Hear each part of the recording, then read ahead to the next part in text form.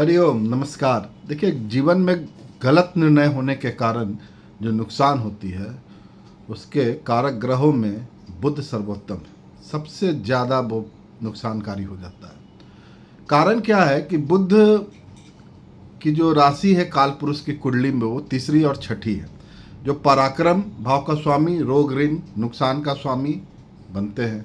और उसी उपचय अर्थ त्रिकोण और काम त्रिकोण में यही दोनों राशियां शामिल होती है।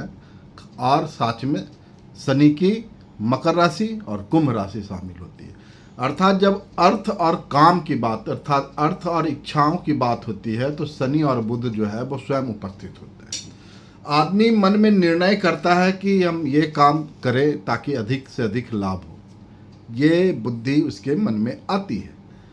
वो इन्वेस्ट करता है, पूंजी लगाता है या मेहनत करता है, लेकिन परिणाम जो है वो नुकसानकारी हो जाता है। तो बुद्धि विवेक जो है उस समय इस तरह से भ्रमित रहता है कि आपको ऐसा महसूस होने देता है कि मैं अच्छा कर रहा हूँ, लेकिन परिणाम गलत होता है। और इसका कारण जो है, जो ग्रह है, वो बुध है। बुध न्यूट्रल प्लैनेट है, लेकिन उसकी दोनों राशियां जो है शनि के साथ ज़्यादा टैग है। अर्थात अर्थ त्रिकोण काम त्रिकोण में 3, 6, 10, 11 ही शामिल होते हैं, जो उपचय भाव के स्वामी होते हैं। उपचय भाव अर्थात धीरे धीरे बढ़ने की भाव। अगर बुध और शनि आपके कुंडली में गड़बड़ है तो ये मान के चले कि आपकी मति भ्रम होगी ही, नुकसान होगा ही। जिसे आप अन्य ग्रहों को दोष समझते हैं वो दोष नहीं होगा, दोष होगा बुध और शनि में। क्यों? क्योंकि ज़्यादातर नुकसान की बात, अगर आर्थिक नुकसान की बात हम कर रहे हैं, और जीवन में वही ज़्यादा परेशान करता है। ऐसे तो नुकसान किसी भी तरीके का हो वो तो परेशानी देता ही देता है, लेकिन अगर अर्थ की नुकसान, काम की नुकसान, आपकी इच्छा, इन्वेस्टमेंट का नुकसान हो जाए तो थोड़ा मन ज़्यादा डूबता है। तो इसका रीजन जो है वो शनि और बुध होते हैं। शनि काल पुरुष कुंडली का दुख है, बुध काल पुरुष कुंडली का बुद्धि है।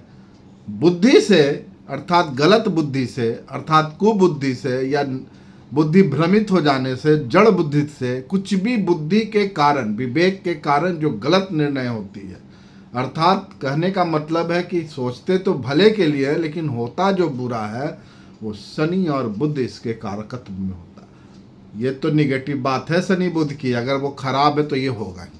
लेकिन ये दोनों जब अच्छे होते हैं तो बुद्धि से बहुत बड़ा साम्राज्य खड़ा कर सकते हैं व्यक्ति।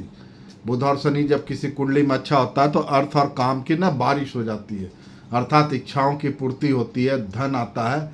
ये बुध शनि अगर अच्छा है तो बहुत अच्छा है जीवन। अगर अच्छा नहीं है तो मान के चले कि बुद्धि के भ्रमित होने से नुकसान होगा। आप दुकान खोलेंगे शमशान घाट के पास, अगर आप, कहने का मतलब ये है कि जहाँ परिस्थिति जिस तरह की होनी चाहिए, बननी चाहिए, उसमें ये बुद्धि जड़ता दे देगा, नुकसानकारी हो जाता है।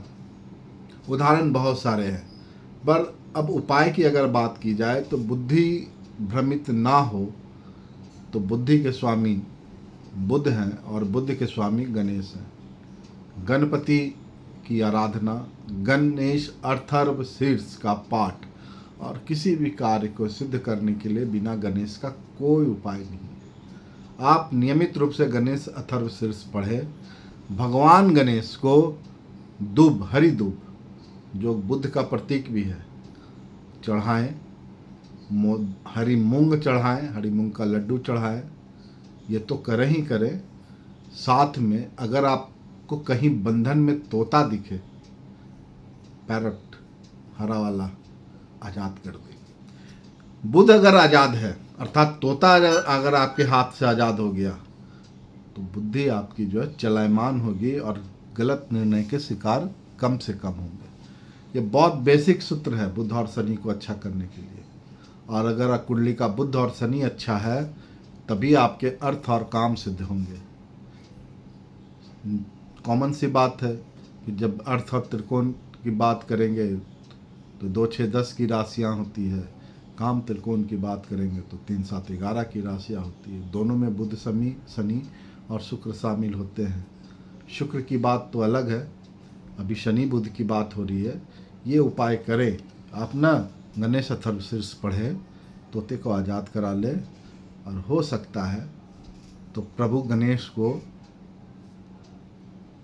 जितनी बार हो सके ओम गण गणपतये नमः मंत्र का जप किया करे। बुध अच्छा होगा, बुध होगा तभी शुद्ध होगा, अन्यथा सब अशुद्ध हो जाएगा, गड़बड़ हो जाएगा।